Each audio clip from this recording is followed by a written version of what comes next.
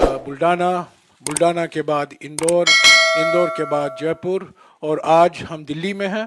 प्राथमिकता उत्तर भारत के चैनल, उत्तर भारत के अखबारों को दी जाएगी। सवाल संक्षिप्त में पूछिए ताकि हम सभी को मौका दे पाएं और करीब 35 मिनट तक ये प्रेस कॉन्फ्रेंस चलेगा। पहले राहुल जी कुछ बोलेंगे, अपना एक ओपनिंग वक्तव्य होगा, उसके बाद आप सवाल पूछ सकते हैं। राहुल जी। नमस्कार। अब हैप्पी न्यू ईयर तो नहीं कर सकता हूं, बट एडवांस में आपको हैप्पी न्यू ईयर। मैं सोच रहा था प्रेस कॉन्फ्रेंस के बारे में, मैंने सोचा कि हैप्पी न्यू ईयर का मैं भी आज आपसे एक सवाल पूछूंगा, वो बाद में, मतलब जब आपने सब पूछ लिए तो मैं पूछूंगा। मैंने सोचा है आप सबके लिए भारत जोड़ो यात्रा अब दिल्ली तक पहुंची है और हम सबको बहुत कुछ सीखने को मिला, समझने को मिला। बहुत अच्छा एक्सपीरियंस रहा है। लक्ष्य आप जानते हैं, हिंदुस्तान में जो डर, नफरत, हिंसा फैलाई जा रही है, उसके खिलाफ ये यात्रा है और मुझे लगता है कि काफी सक्सेसफुल यात्रा रही है अभी तक, जो शायद हमने सोचा भी नहीं था, उससे भी ज्यादा इस यात्रा ने अचीव कर दिया है। बेरोजगारी का मुद्दा भी है, महंगाई का मुद्दा भी है और जो हिंदुस्तान में इनकम इनइक्वालिटी आ रही है, चुने हुए लोगों के पास अरबों रुपए और बाकी हिंदुस्तान के पास कुछ नहीं, ये भी हमारा एक मुद्दा है। पर्सनली जब मैंने यात्रा शुरू की, मेरी सोच थी कि ये कन्याकुमारी से कश्मीर तक एक यात्रा है और मैंने अपने साथ में कुछ ले नहीं गया। मैंने कहा देखो, मैं जाऊंगा और मैं एक्सपीरियंस करूंगा, मैं कोई मतलब प्री कंसीव्ड नोशन नहीं ले जाऊंगा। तो शुरुआत ये थी कि शुरुआत में लगा कि भाई देखो हम पैदल चल रहे हैं, मगर फिर आस्ते आस्ते पता लगने लगा कि एक्चुअली ये जो यात्रा है, जिसको मैंने नदी भी कहा है, ये एक जीवित चीज है, इसकी एक आवाज है, इसकी भावनाएं हैं, फीलिंग्स हैं और ये एक प्रकार से हिंदुस्तान की भावनाएं हैं, फीलिंग्स हैं। तो ये यात्रा हमें ये चीजें बता रही है। तो मुझे एज ए इंडिविजुअल काफी सीखने को मिला और मैं सबको धन्यवाद करना चाहता हूं जो भी हमारे साथ आए। आप लोग में से बहुत लोग आए और खासतौर से जो हमारे ऊपर आक्रमण करते हैं, मेरे जो आरएसएस के, बीजेपी के मित्र हैं, उनको भी मैं धन्यवाद करना चाहता हूं, क्योंकि एक्चुअली हो क्या रहा है, जितना वो आक्रमण करते हैं उतनी हमको अपनी पोजीशन इंप्रूव करने का मौका मिलता है। तो मैं चाहता हूं, और मैं सीरियसली बोल रहा हूं, मैं चाहता हूं कि वो थोड़ा और जोरों से करें और अग्रेसिवली करें, तो कांग्रेस पार्टी को और हमें मतलब अपनी जो आइडियोलॉजी है वो अच्छी तरह समझ आए। एक प्रकार से मैं उनको अपना गुरु मानता हूं कि वो मुझे रास्ता दिखा रहे हैं कि क्या नहीं करना चाहिए, रिएक्ट कैसे करना चाहिए, और अच्छी ट्रेनिंग दे रहे हैं मुझे, तो उनका भी मैं धन्यवाद करना चाहता हूं। Thank you. Thank you. Jagran से संजय मिश्रा। राहुल जी, आपने ये यात्रा अभी तक जो अचीव की बहुत सफल रही। विपक्षी एकता जो इस समय दिखाई दे रही है, उस लिहाज से यात्रा को बहुत सफल शायद नहीं माना जाएगा, क्योंकि कई लोग आने से हिचक रहे हैं। आप इस बारे में क्या कहेंगे? नहीं, देखिए, जैसे मैंने कहा, मेरे लिए, जैसे कल मैं किसी से बात कर रहा था, उन्होंने मुझसे पूछा कि देखो यात्रा के बाद क्या होगा, हमें प्लानिंग करनी है कि यात्रा के बाद क्या करेंगे।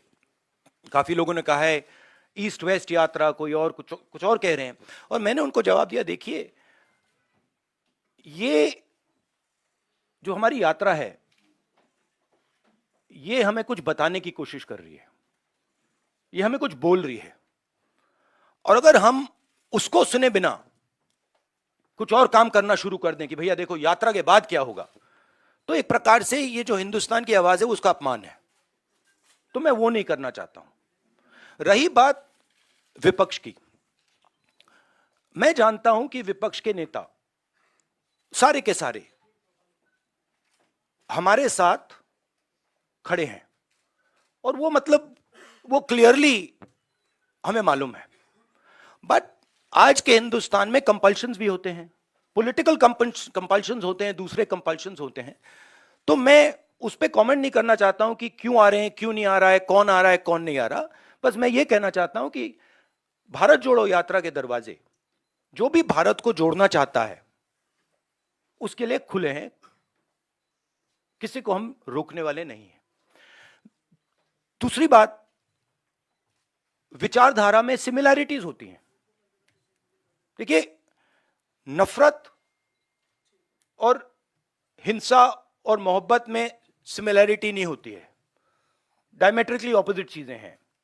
मगर बहुत सारे लोग हैं, और उसमें से अखिलेश जी हैं, मायावती जी हैं, बहुत सारे लोग हैं जो मोहब्बत का हिंदुस्तान चाहते हैं, मैं जानता हूं, नफरत का हिंदुस्तान नहीं चाहते हैं। तो रिश्ता तो है उनके साथ, आइडियोलॉजिकल रिश्ता, और भारत जोड़ने का और नफरत को मिटाने का रिश्ता है। आज तक से सुप्रिया।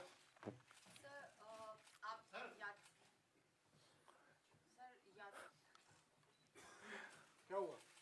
आज तक से सुप्रिया। यात्रा लेके चले हैं and it's a success, but सरकार के फेलियर्स कितने नजर आए? बहुत सारे लोगों ने आपसे आके बातचीत किया, चाहे युवा हो, बेरोजगारी का मुद्दा हो, आर्म फोर्सेस के जो लोग आए थे, चाइना के मुद्दे पे बात करी, महंगाई का, महिलाएं आ रही बात कर रहे हैं। सो सरकार के क्या क्या फेलियर्स आपको मेजर जो है नजर आ रहे हैं इस पूरी यात्रा के दौरान? आपने मतलब 6-7 क्वेश्चन एक क्वेश्चन में पूछ लिया। देखिए, सबसे पहले मेरा लक्ष्य हिंदुस्तान को एक ऑल्टरनेटिव विजन देने का है, ऑल्टरनेटिव दृष्टिकोण देने का है, एक नया तरीका देने का है। सरकार की कमियां हैं, उसमें मैं आपको बता सकता हूं, बेरोजगारी, इकोनॉमिक मिसमैनेजमेंट, नोटबंदी, गलत जीएसटी, चाइना, ये कमियां हैं, गलतियां की हैं। मगर मेरी अप्रोच यात्रा के साथ यह है कि हम हिंदुस्तान को एक सोचने का, जीने का नया तरीका देने की कोशिश कर रहे हैं। तो अगर आप डिटेल्स चाहते हैं तो आप मुझसे पूछिए, चाइना के बारे में पूछिए, शायद आप वो ना पूछें, पता नहीं, बाकी चीजों के बारे में पूछ सकते हैं, बट ब्रॉडली ये है। पीटीआई भाषा से अनवरुल हक।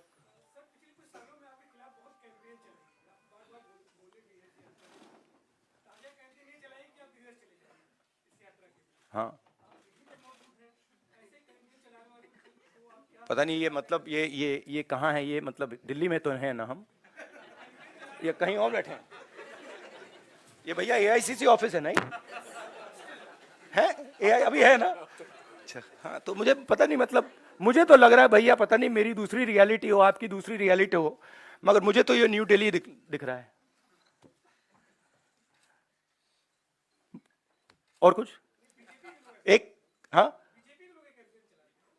नहीं, वो तो बहुत कैंपेन चलाते हैं, उनके पास पैसे की कोई कमी नहीं है, कैंपेन ही कैंपेन चलाते रहते हैं। मगर जो मैंने कहा, और बड़ी इंटरेस्टिंग बात है, और मैं इसको 99% बिलीव करता था, 100% बिलीव नहीं करता था, मगर अब मैं 100% बिलीव करता हूं कि सच्चाई को कोई भी कैंपेन, कितना भी पैसा नहीं छिपा सकता, नहीं मिटा सकता। तो ये मेरे लिए बहुत मतलब इंटरेस्टिंग ऑब्जर्वेशन है। टीवी 18 से रवि सिसोदिया। और जैसे मैंने कहा, अभी कितने लगाए होंगे, 5-6 हजार करोड़ लगा दिए होंगे, थोड़े और लगाइए, कमी नहीं है पैसे की, डालिए और थोड़ा डालिए, लगाइए, कुछ असर नहीं पड़ता है। हाँ जी, टीवी 18 से रवि सिसोदिया।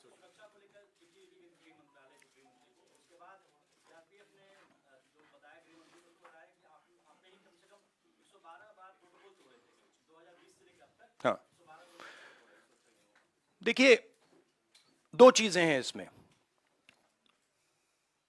मैं भारत जोड़ो यात्रा कर रहा हूं, ठीक है।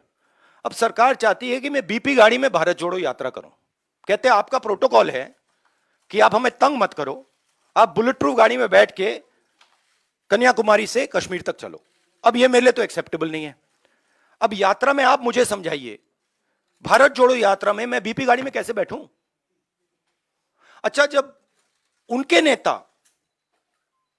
उनके सीनियर नेता बीपी गाड़ी से बाहर आ जाते हैं तो फिर कोई चिट्ठी नहीं जाती। उनके नेताओं ने रोड शो किए हैं, खुली जीप में गए हैं, उनके ही प्रोटोकॉल के खिलाफ है ये। वो मुझे लिख रहे हैं कि भैया आप बीपी गाड़ी से निकल गए। तो उनके लिए प्रोटोकॉल अलग, मेरे लिए प्रोटोकॉल अलग। और सारे सीआरपीएफ के लोग जानते हैं, सीनियर्स जानते हैं कि मेरी सिक्योरिटी के लिए क्या करना है। और हमारी सिक्योरिटी बीपी गाड़ी में, मतलब मैं कैसे चलूं, आप बता दो मुझे। चला ही नहीं जा सकता है। भारत जोड़ो यात्रा में पैदल जाना है। तो ये तो मतलब पता नहीं है, शायद केस बना रहे हैं कि राहुल गांधी मतलब अपनी सिक्योरिटी तोड़ता रहता है, केस बना रहे हैं। ठीक है, बनाइए।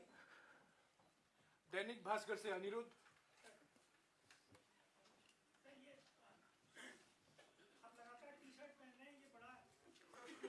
भाई मुझे बताओ एक बात, मुझे समझ नहीं आ रही बात। ये टी शर्ट से आपको इतनी डिस्टर्बेंस क्यों हो रही है?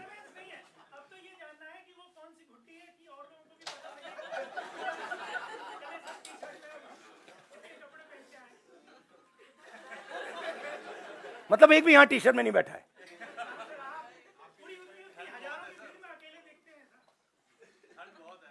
तो क्या आप चाहते हो मैं स्वेटर पहन लूं? मतलब इससे इतनी डिस्टर्बेंस क्यों नहीं है लोगों को? अच्छा, तो मैं ऐसे करूंगा, यात्रा के बाद मैं वीडियो बनाऊंगा कि टी शर्ट में कैसे चला जाता है और ठंड को कैसे कन्फ्रंट किया जाता है। बना दूंगा आपके लिए। शुक्रिया राहुल जी। रवि त्रिपाठी। हाँ, but what is your question?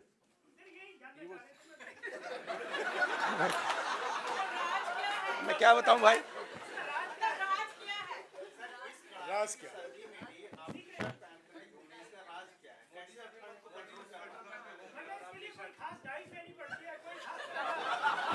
गुरुजी,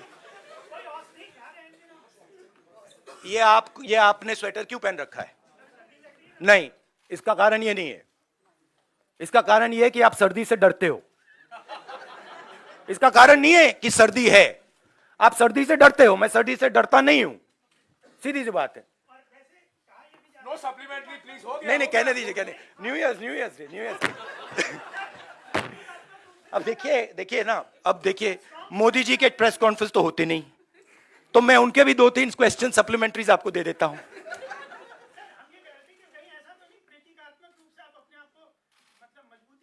नहीं, एक्चुअली मैं आपको सीरियसली बताऊं, मुझे ठंडी नहीं लग रही अभी तक। और मैं पता नहीं, मुझे लग नहीं रही है। मगर मैं सोच रहा हूं कि जैसे ही मुझे ठंड लगनी शुरू हो जाएगी, मैं मतलब स्वेटर पहनना शुरू कर दूंगा। बट अभी तक मुझे ठंड नहीं लग रही है। रवि त्रिपाठी जी से। राहुल जी, मेरा सवाल ओल्ड पेंशन स्कीम को लेकर है, क्योंकि 2-3 राज्यों में जहां आपकी सरकार है, आपने वायदा किया है और आपने जब उसको लागू करने की बात की है तो केंद्र सरकार से कन्फ्रंटेशन हो रहा है। केंद्र सरकार मना करेगी, एनपीएस में जो पैसा जमा है वो आपको वापस नहीं करेंगे। तो ओल्ड पेंशन स्कीम को लागू करना कितनी बड़ी चुनौती है और 2024 के लिए भी क्या है? नहीं, हमारा जो स्ट्रक्चर है, जो सिस्टम है, उसमें हमारे जो स्टेट्स हैं वो इंडिविजुअल डिसीजंस लेते हैं, हम उनको इंडिपेंडेंस देते हैं। तो अब तो मैं कांग्रेस प्रेसिडेंट भी नहीं हूं, तो यह सवाल आपको खारगे जी से पूछना होगा कि नेशनल लेवल पे कांग्रेस पार्टी की पेंशन स्कीम पे क्या स्ट्रैटेजी है। मगर जनरली कांग्रेस पार्टी का स्ट्रक्चर है कि भाई अगर राजस्थान करना चाहता है और हरियाणा, हिमाचल करना चाहता है तो उनको करने दो। हम वीटो पावर मेंटेन करते हैं कि अगर बिल्कुल कुछ गलत कर रहे हैं तो फिर हम उसको चेक करते हैं, बट नॉर्मली हम इंडिपेंडेंटली करने देते हैं। भैया वो तो आप मोदी जी से पूछिए ना, उनके भी सवाल मुझे। ओके, ट्रिब्यून से आदित्य टंडन।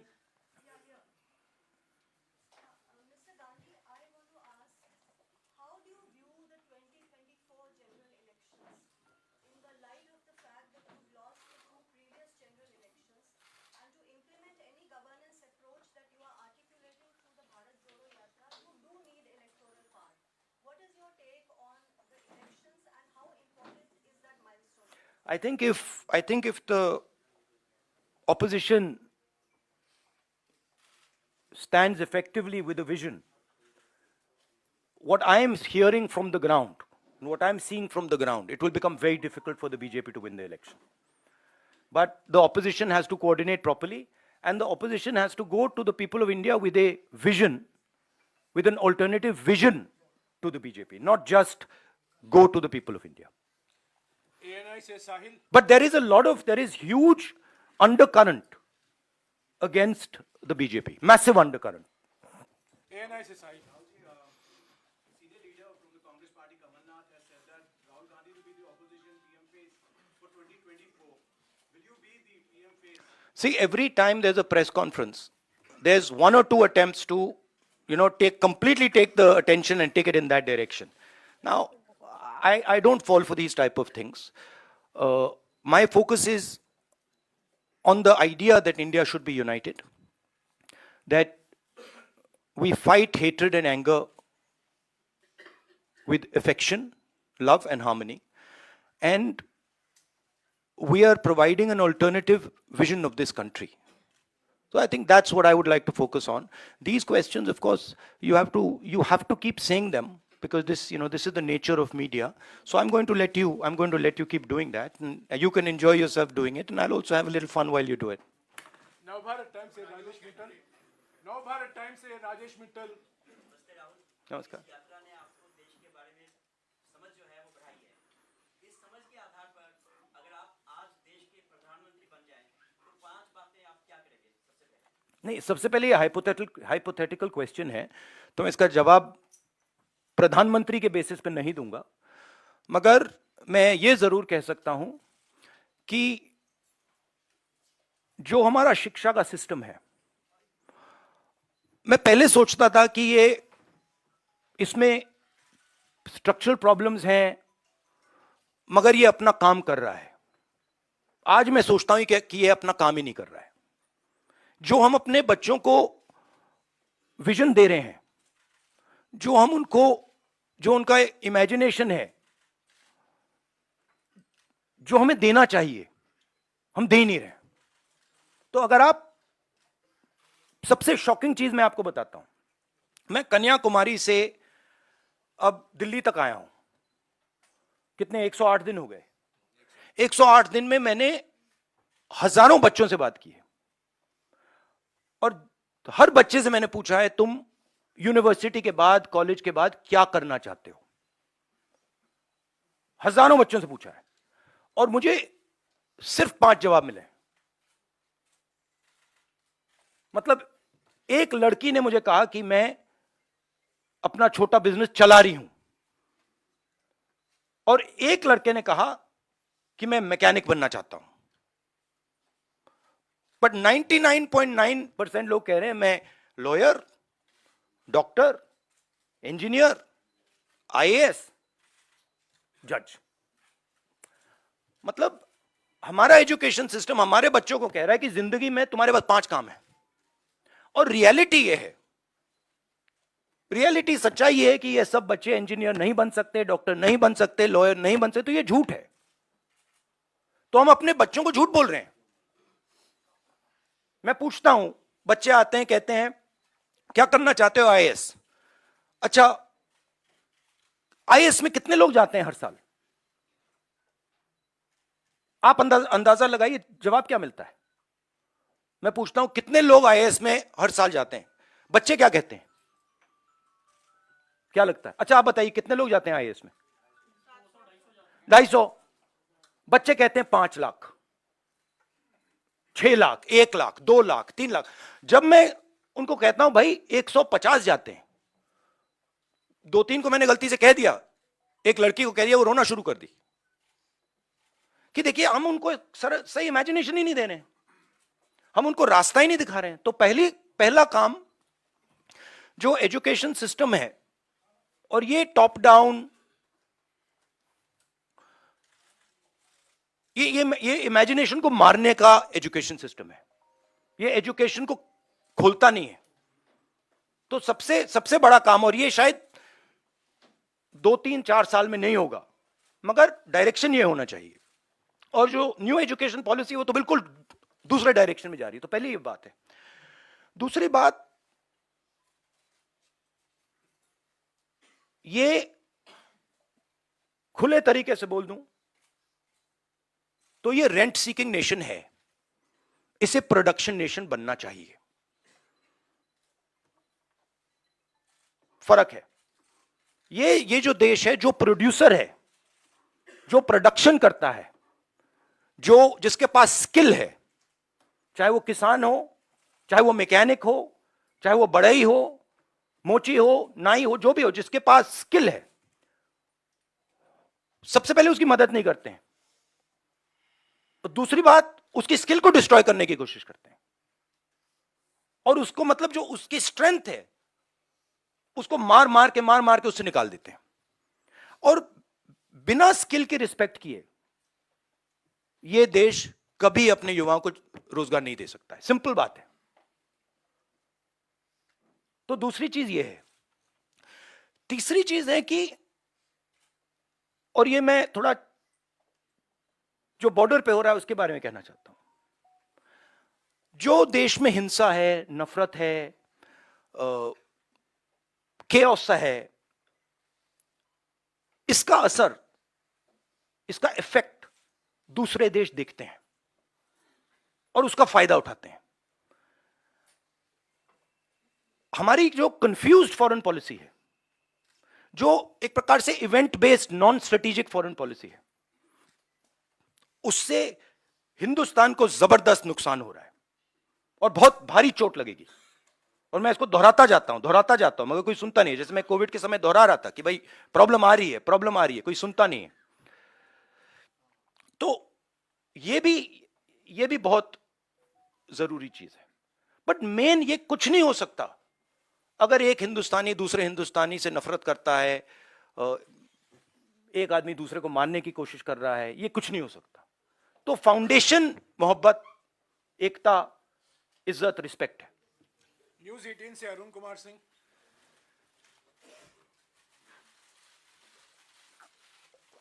अलाउड। राहुल, जब आप यहाँ से गए थे ये करने के लिए भारत जोड़ो यात्रा, तो विपक्ष को छोड़ दीजिए, आप ही की पार्टी के नेता, आप ही की पार्टी के लोगों को भरोसा ये नहीं था कि आप ये यात्रा पूरी कर पाएंगे, और कई सवाल इनके ही मन में था। और अब जब यात्रा आपका सवाल पूछिए, उनके सवाल मत पूछिए। आपका सवाल, ये सवाल ही है। हाँ, आपका संक्षिप्त में कितना कितना कितना छोटा कर दो, सीधा पूछिए ना, सीधा सीधा ही पूछ रहा हूँ।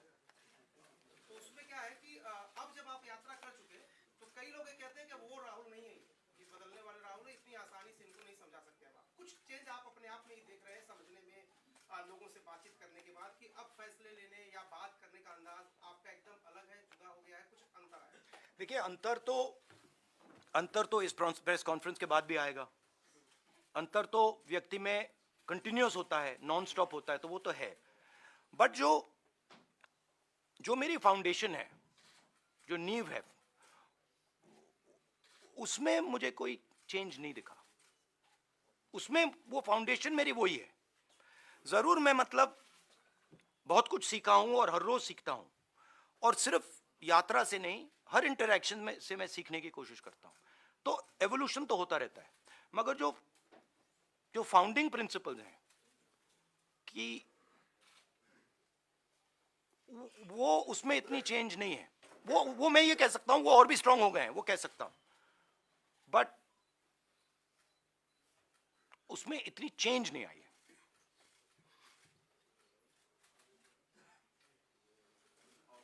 टेलीग्राफ से Sanjay Jha. It's quite hot in here. Yeah, it is. आपको गर्मी लग रही है?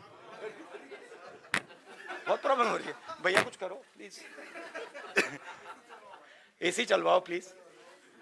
संजय, आप स्वेटर लिए कैसे बैठे हो इस कमरे में? हाँ, आपकी चमड़ी बहुत मोटी है।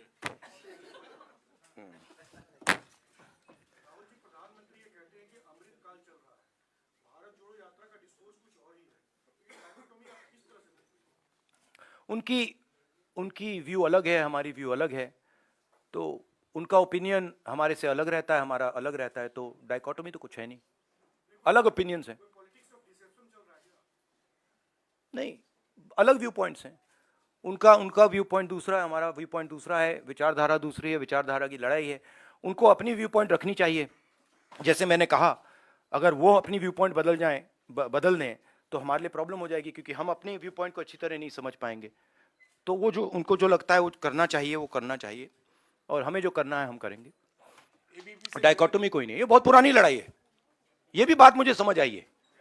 ये एक्चुअली अगर आप मुझे पूछो क्या चेंज है, मैं आपको बताता हूं कि ये मुझे समझ आ गया कि ये बहुत पुरानी लड़ाई है और ये राजनीतिक लड़ाई नहीं है।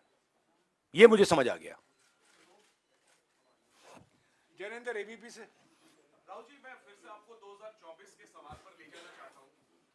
आपने कहा कि अखिलेश जी को, मायावती जी को भी मोहब्बत का हिंदुस्तान चाहिए, लेकिन अभी अखिलेश जी ने कहा था कि कांग्रेस और बीजेपी एक जैसे हैं। सवाल मैं ये पूरा करना चाहता हूँ कि एक तो इस पर आपकी क्या प्रतिक्रिया है, और दूसरी बात ये कि आपने कहा कि बीजेपी के खिलाफ एक सवाल प्लीज। नहीं, एक सवाल प्लीज। आपने पूछ लिया ना सवाल का जवाब दीजिए। एक सवाल प्लीज। नहीं, ये तो पूरे देश को ऑब्वियस है कि बीजेपी और कांग्रेस एक हो ही नहीं सकते, क्योंकि अगर बीजेपी और कांग्रेस एक होते तो नरेंद्र मोदी कांग्रेस मुक्त भारत की तो बात कभी नहीं कर सकते। मतलब हो ही नहीं सकता कि अगर बीजेपी के नेता कह रहे हैं कांग्रेस मुक्त करो, इसका मतलब वो कह रहे हैं कि बीजेपी को भी मुक्त कर, बीजेपी इसको भी मिटा दो। वो तो नहीं कह रहे हैं। तो ये तो पूरा देश जानता है कि कांग्रेस और बीजेपी आइडियोलॉजिकली बिल्कुल अपोज्ड हैं, और ये पुरानी लड़ाई है, पुरानी विचारधारा की लड़ाई है। बट अखिलेश जी की भी जगह है, और उनको ये ऑप्शन, मतलब बोलने का ऑप्शन मिलना चाहिए, और उनका पर्सपेक्टिव है वो उनके लिए ठीक है। हमारा पर्सपेक्टिव है कि हमारी लड़ाई बीजेपी के साथ है, विचारधारा की लड़ाई है, पुरानी लड़ाई है, और इसको हम जीतेंगे। No supplementary please. Ishrat Lahiri. नहीं, एक बात मैं कहना चाहता हूं। देखिए, एक बात जरूरी है कि ये आइडिया, अब ये टैक्टिकल पॉलिटिकल फाइट नहीं रही। मतलब कि उसमें एक ग्रुप वहां आ जाए और एक ग्रुप मिलके बीजेपी को हरा दे। अब वो गाड़ी गई। क्यों? क्योंकि हिंदुस्तान का जो पूरा इंफ्रास्ट्रक्चर है, इंस्टीट्यूशनल फ्रेमवर्क जो है, अब वो एक विचारधारा के हाथ में है। ठीक है? और अब वो हिंदुस्तान की पॉलिटिकल स्पेस को पूरी तरह से डोमिनेट कर रहे हैं। अब उनको हराने के लिए एक विचारधारा की जरूरत होगी। और मैं ऑपोजिशन की बहुत रिस्पेक्ट करता हूं, और ऑपोजिशन के लोग मुझे बहुत अच्छे लगते हैं, और मगर मैं ये कहना चाहता हूं कि अगर आप समाजवादी पार्टी को देखें तो उनके पास एक नेशनल विचारधारा नहीं है। वो यूपी में जरूर उनकी पोजीशनिंग है और उसको उन्हें डिफेंड करना है, शायद उसलिए ना आए, बट नेशनल विचारधारा नहीं है। समाजवादी पार्टी का आइडिया केरला में नहीं चलेगा, कर्नाटक में नहीं चलेगा, बिहार में नहीं चलेगा। ठीक है? तो एक सेंट्रल आइडियोलॉजिकल फ्रेमवर्क स्ट्रक्चर की जरूरत है, वो कांग्रेस पार्टी ही दे सकती है, और वो हमारा रोल है। मगर हमारा रोल यह भी है कि जो ऑपोजिशन के लोग हैं वो कंफर्टेबल फील करें और उनकी रिस्पेक्ट हो, म्यूचुअल रिस्पेक्ट। मतलब वो भी हमारी करें, हम भी उनके करें।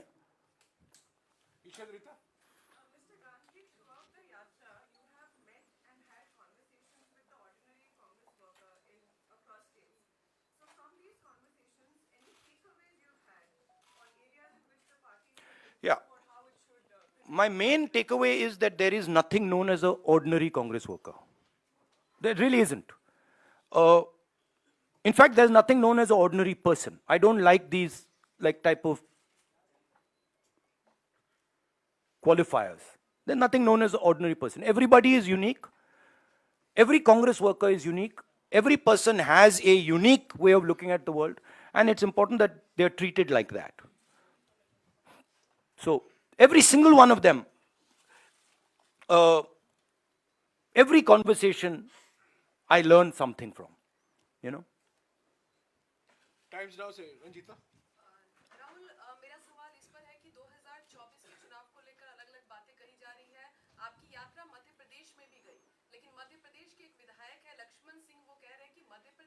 यात्रा गई उसका फायदा आने वाले मध्य प्रदेश चुनाव में हमें नहीं होगा, क्योंकि जो इंटरनल सर्वे आया है उसमें विपक्ष में ही मध्य प्रदेश में कांग्रेस दिख रही है। कांग्रेस, मैं आपको एक बात लिख के दे देता हूं अभी, कांग्रेस मध्य प्रदेश के चुनाव को स्वीप करेगी, बीजेपी वहां दिखाई नहीं देगी। मैं आपको गारंटी करके, आप लिख लो और उस समय मुझे बता देना। मतलब अगर आप मुझे, कोई क्वेश्चन नहीं है कि वहां पे बीजेपी मतलब दिखाई नहीं देगी, क्योंकि वहां पे तो मैंने सोचा था कि महाराष्ट्र में, मतलब मैंने जो वहां कहा कि महाराष्ट्र में बहुत अच्छा रिस्पांस मिला, मध्य प्रदेश में तो टोटल अंडरकरंट था, मतलब तूफान आया हुआ है वहां पे। मध्य प्रदेश में हर व्यक्ति जानता है कि बीजेपी ने सरकार को चोरी करके पैसा देके बनाया है, तो पूरा पूरा प्रदेश गुस्से में है। आप ऐसे करिए, लक्ष्मण सिंह जी से बेट कर लीजिए, शर्त लगा लीजिए, बड़ी शर्त लगाइए, फायदा हो जाएगा आपका।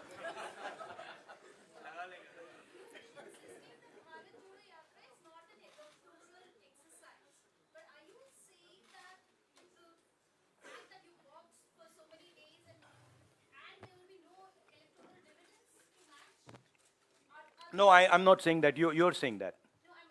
No, I'm not saying that at all.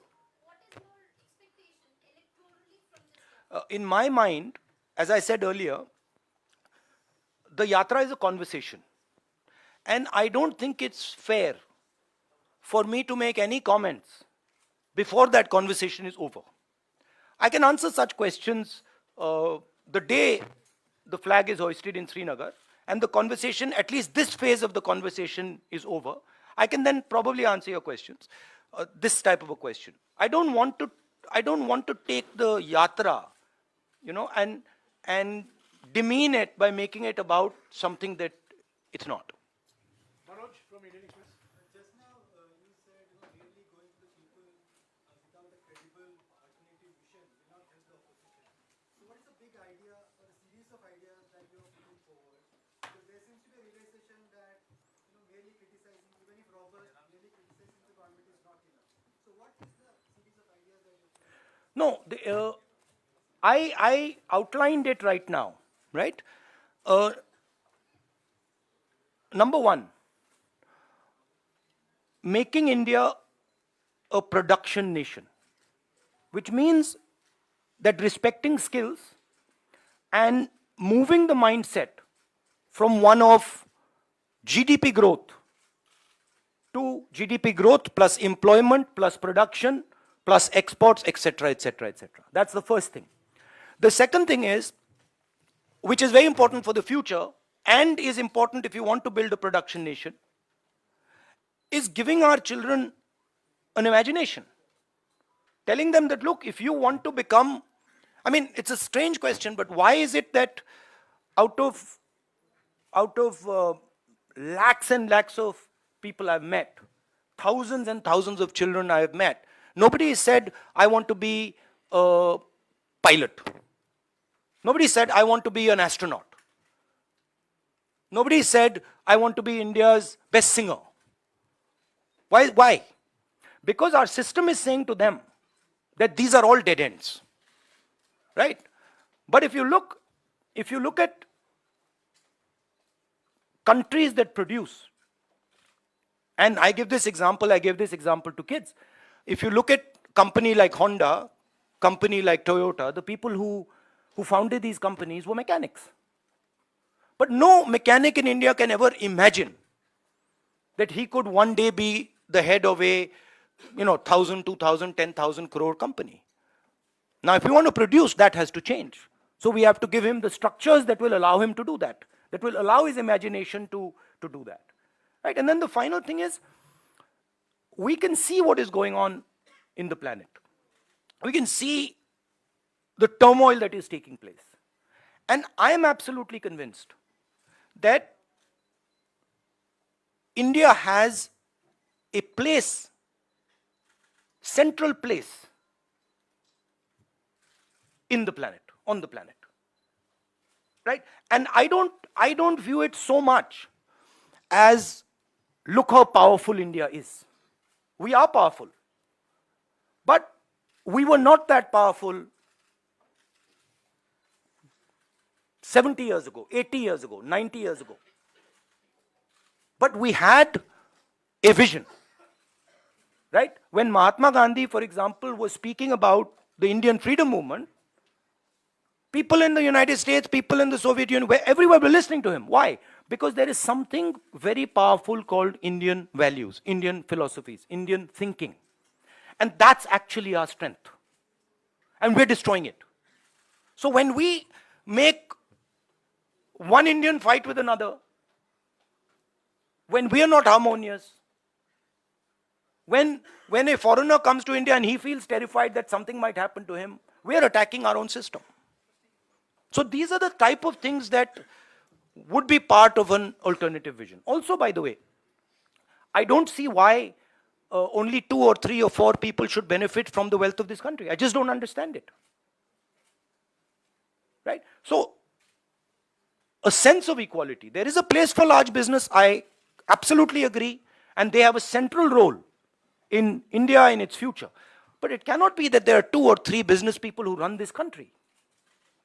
It just cannot be. TV9 से कुमार विक्रांत। राहुल जी, आपकी भारत जोड़ो यात्रा उत्तर प्रदेश जा रही है और वहां पर भारतीय जनता पार्टी के सांसद वरुण गांधी वही भाषा बोल रहे हैं जो भाषा आप बोल रहे हैं, जो भाजपा के नेता नहीं बोल रहे।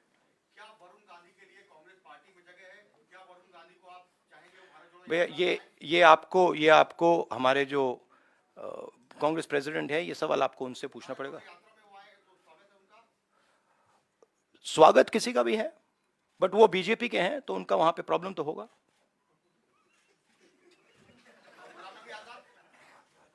अब वो आप उनसे पूछिए, पहले पता नहीं, मुझे ही कंफ्यूजन हो गई है। पता नहीं अब क्या बोलूं। कांग्रेस के मतलब सीनियर नेता हैं, बट मुझे कंफ्यूज कर दिया कि मतलब कभी बाहर, कभी अंदर, कभी बाहर, कभी अंदर, कभी अंदर, कभी बाहर, पता नहीं मुझे।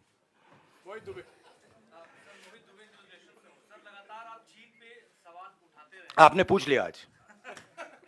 मैं अभी बोलने वाला था कि चीन का नहीं पूछा। हाँ, सर, आपने जयपुर में भी सरकार से जवाब मांगा था, पार्लियामेंट सेशन भी चल रहा था, पार्लियामेंट में भी आप लोग चर्चा की मांग कर रहे थे, सरकार वहां भी तैयार नहीं हुई। अब राहुल गांधी का क्या स्टैंड है, क्योंकि लगातार आप ये कह रहे हैं कि अतिक्रमण हो रहा है, वहां सीमाएं सुरक्षित नहीं। देखिए, सबसे पहले मैं एक बात क्लियरली कहना चाहता हूं।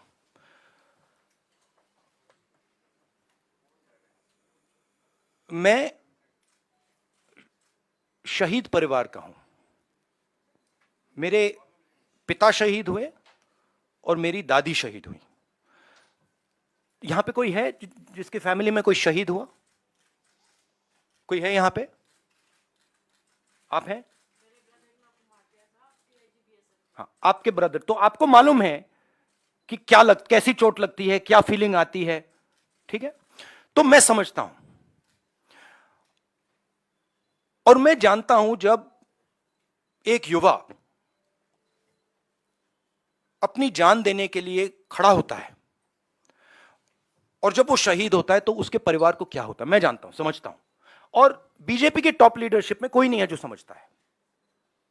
ये मतलब अच्छी बात, खराब बात नहीं है, बट रियलिटी है कि उनके परिवार में कोई उनके पिता या उनकी दादी शहीद नहीं हुए। तो मैं बहुत क्लियरली समझता हूं और मैं ये भी चाहता हूं, मेरी जनरल अप्रोच ये है कि मैं चाहता हूं हमारा एक भी सिपाही किसी भी फोर्स का ना शहीद हो। ये मेरी स्टार्टिंग पोजीशन है कि मतलब मैं ये नहीं चाहता हूं कि हम इस चीज को कैजुअली लें, कि हम सेना को राजनीतिक फायदे के लिए यूज कर रहे हैं और उसका नुकसान हमारे जवानों को, उनके परिवारों को हो। तो ये मेरे लिए बिल्कुल मतलब सैक्रोसेंट है, मैं ये नहीं करना चाहता हूं।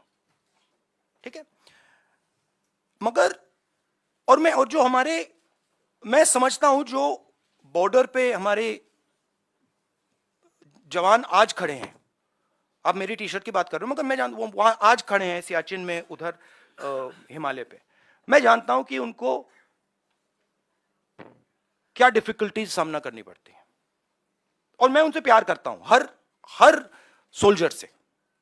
और मैं चाहता हूं कि उनको कुछ ना लगे, चोट ना लगे। जब नेशनल लेवल की लीडरशिप स्ट्रेटेजिकली काम नहीं करती है, इंटरनेशनल रिलेशंस में, जियोपॉलिटिक्स में एकदम रिस्पॉन्स आता है।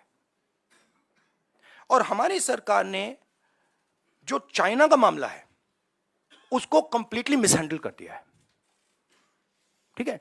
और मैं आपको मेरी थिंकिंग है, देखिए हमारी फॉरेन पॉलिसी का क्या लक्ष्य था और कांग्रेस पार्टी ने सक्सेसफुली क्या किया था कि चाइना को और पाकिस्तान को एक कभी नहीं होने देना है। यह सेंट्रल हमारा कॉन्सेप्ट था, ठीक है। और यह काम हमने बहुत सक्सेसफुली किया, यूपीए 2 तक। आज पाकिस्तान और चाइना एक हो गए हैं, और यह कोई मामूली बात नहीं है, यह बहुत गहरी बात है, यह डेंजरस बात है, ठीक है। और ये क्यों हुए हैं?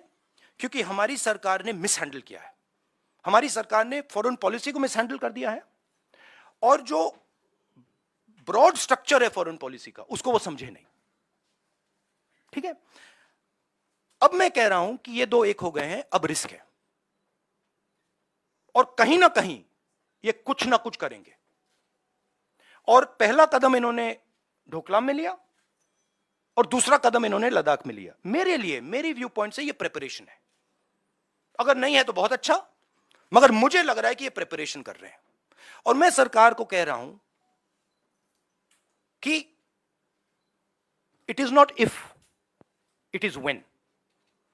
मीनिंग अब आपको पूरी प्रिपरेशन करनी है, और उस प्रिपरेशन में 2-3 चीजों की जरूरत है। सबसे पहले आपको सेना, वायुसेना, नेवी, जो भी हमारे स्ट्रक्चर्स हैं उनकी बात सुननी है। वो क्या कह रहे हैं उनकी बात सुननी है, उसकी रिस्पेक्ट करनी है। इसका मतलब जो आप पॉलिटिकल यूज कर रहे हो उसको आपको बंद करना पड़ेगा एकदम, ठीक है। दूसरी बात, जो हमें प्रिकॉशंस लेने हैं, और वो मिलिट्री प्रिकॉशंस हैं मगर नॉन मिलिट्री प्रिकॉशंस हैं, वो आप शुरू कर दीजिए। तीसरी बात, जो बॉर्डर पे हो रहा है उसको आप छुपाइए मत, क्योंकि चाइना को मैसेज जा रहा है। देखिए चाइना 2000 स्क्वायर किलोमीटर हमारी जमीन ले गया है। चाइना को मैसेज, प्रधानमंत्री जी ने कहा कि कोई अंदर नहीं आया, मैं आपके घर के अंदर आ गया, ठीक है। और फिर मैंने आपसे कहा भैया मैं नहीं, आपने मुझसे कहा कि नहीं, तो आप तो आए नहीं, तो मैं कौन सा मैसेज ले जाऊंगा? तो ये मैसेज उनको जा रहा है। तो हमें क्लियरली ये कहना है भैया आप अंदर आए हो, पब्लिकली कहना आप अंदर आओ, निकलो यहां से। तो ये सरकार इस पे कंफ्यूजन में है, और मैं चाहता हूं कि ये कंफ्यूजन हटे। अब मेरे बारे में क्या करते हैं, जब मैं सरकार की बात करता हूं एकदम कहते हैं मैं आर्मी की बात कर रहा हूं। नहीं, मैं आर्मी की बात नहीं कर रहा हूं, मैं सरकार की बात कर रहा हूं। सरकार में और आर्मी में फर्क है।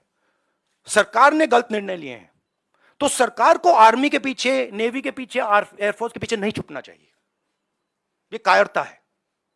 और सरकार को ओन अप करना चाहिए कि हमने ये किया, ये गलती हुई, अब इसको हम ठीक कर रहे हैं और हम उनको मदद करेंगे। पूरा ऑपोजिशन, सिर्फ मैं नहीं, पूरा ऑपोजिशन सरकार को मदद करेगा। मगर बताइए तो क्या हुआ? शुक्रिया राहुल जी। आखिरी सवाल संजीव चोपड़ा। अरुणाचल में सेना पीटने वाले हो गया प्लीज।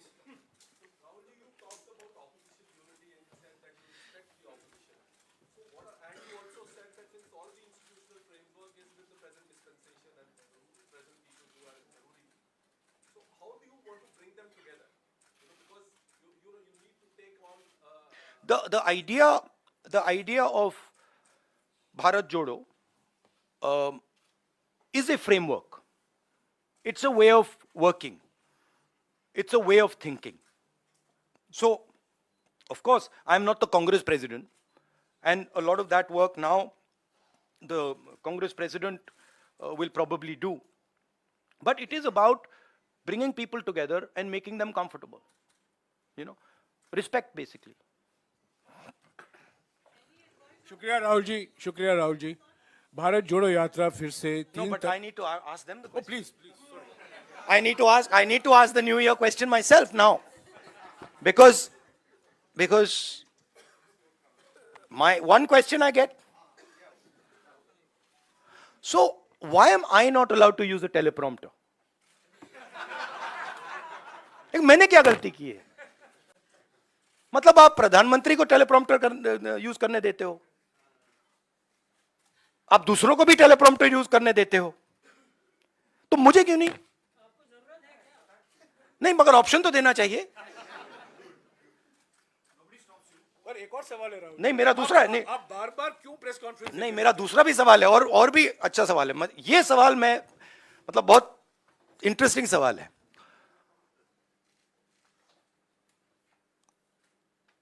आपने वो अदानी जी को वो ऑप्शन दे दिया जो आपने प्रधानमंत्री को भी नहीं दिया, कुर्सी बदलने का। तो मतलब ये हो क्या रहा है? अदानी जी को टेलीप्रॉम्प्टर, कुर्सी बदलने का ऑप्शन, प्रधानमंत्री को टेलीप्रॉम्प्टर का ऑप्शन, और हमें कुछ नहीं। मतलब हमने क्या गलती कर दी? Thank you. Rahul ji happy शुक्रिया। New year. राहुल जी शुक्रिया। और जिनको मौका नहीं मिला है, आप कुरुक्षेत्र आ सकते हैं। 11 या 12 को अगला 10वां प्रेस कॉन्फ्रेंस होगा।